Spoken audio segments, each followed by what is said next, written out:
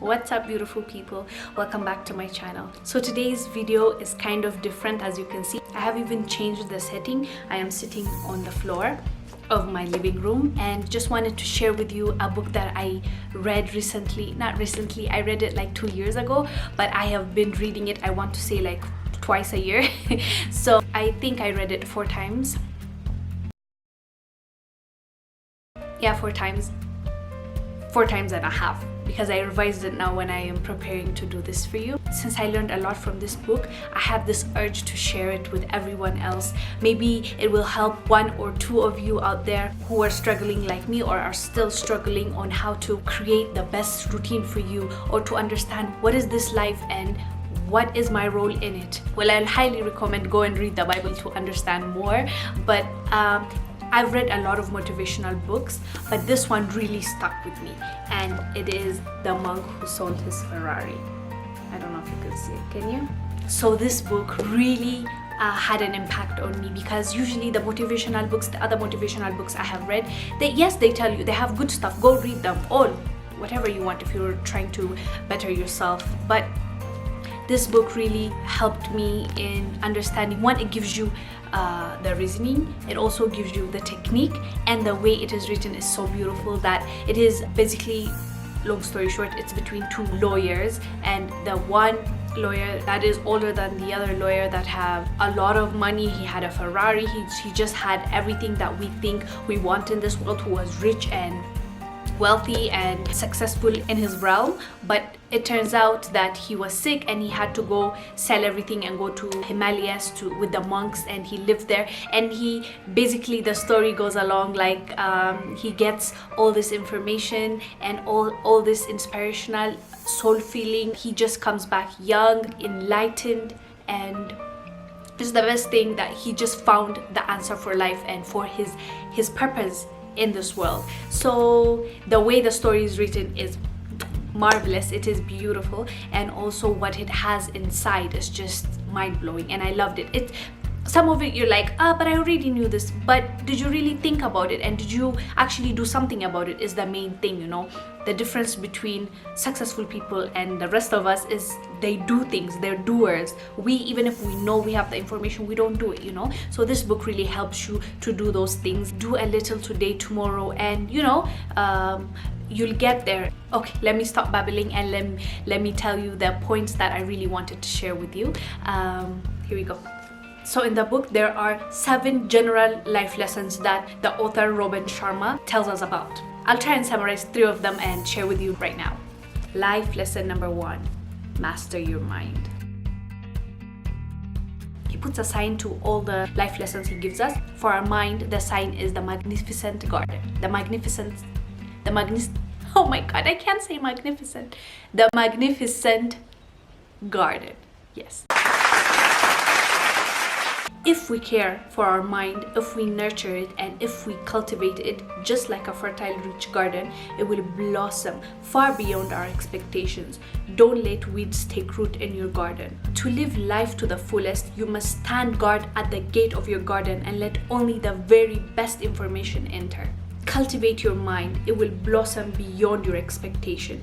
The quality of your life is determined by the quality of your thoughts. There are no mistakes, only lessons. So the technique he gives us for this information that he has given us is, there are 2.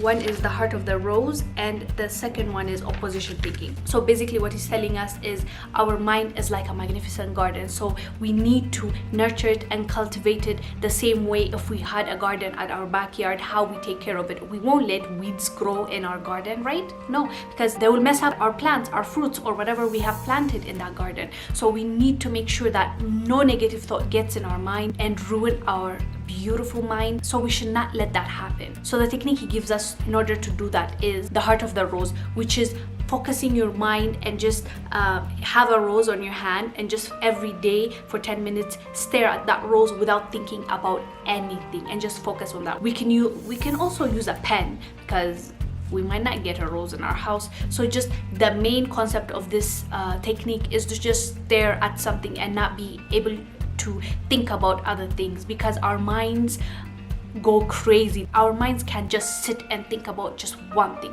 Have you realized you sit down and you open a book and you're trying to read, but then you start thinking, did I turn off the gas? What did she mean by when she was telling me this yesterday? So your mind keeps going everywhere. So this practice helps you focus and tells your mind that you're the master. And when I say don't think about anything and focus on this, focus on this. Opposition thinking. So which it is basically when a negative thought creeps into your mind, just right away try to counter it with a positive thinking. When you're thinking about, what if this doesn't work?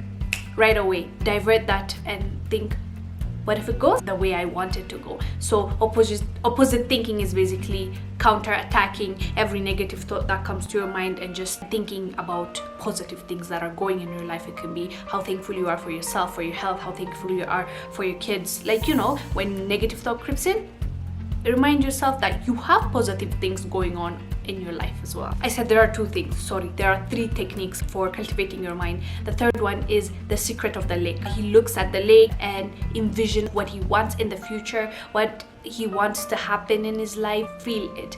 Instead of just thinking, you sit down and actually take time to envision exactly what you want for yourself and feel those moments. Like if it is driving a new car, just envision how it will feel to drive a new car, the smell of the new car, just put yourself in there so that you envision all aspect of that dream or future you want for yourself.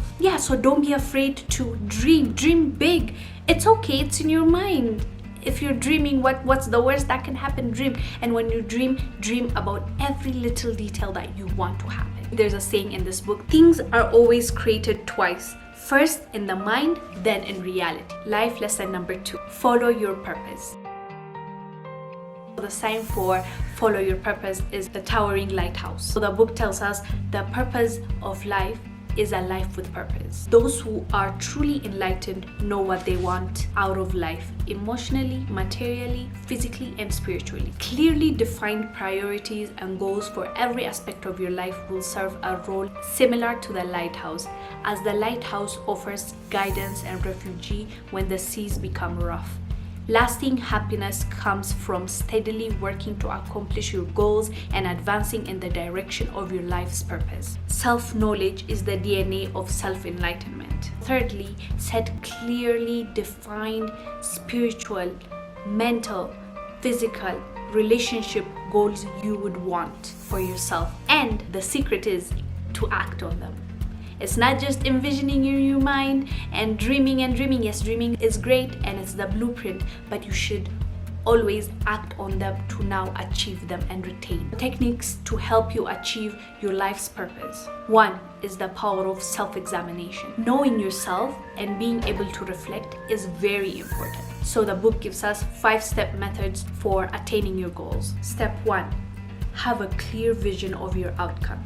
Step 2, create positive pressure to keep you inspired. Step 3, never set a goal without attaching a timeline to it and commit to paper. This book actually really made it clear to me how important it is when you're setting a goal to have a deadline and also scribble it down. It actually helps. Step 4, rule of 21. For a new behavior to crystallize and become a habit, you need to do it consistently for at least 21 days. Step 5 is make sure you have fun every day. Have fun every day, smile, laugh, don't be too serious. Life lesson number 3, practice Kaizen.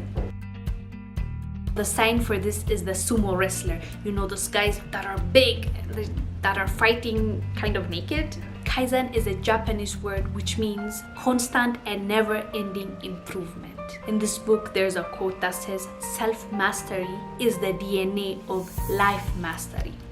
That is deep.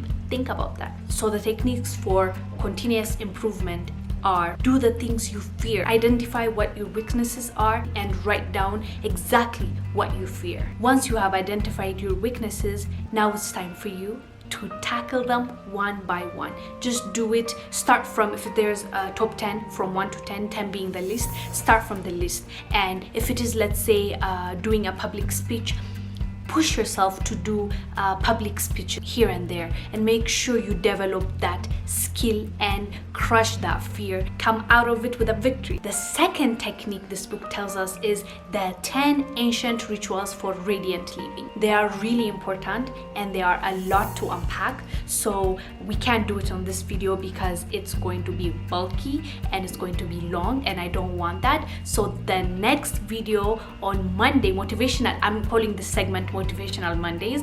So on the next Monday, we'll continue this and we'll go over the 10 techniques for a radiant living. And I loved you guys. You don't want to miss it. I hope you enjoyed this video. See you on the next one. Bye.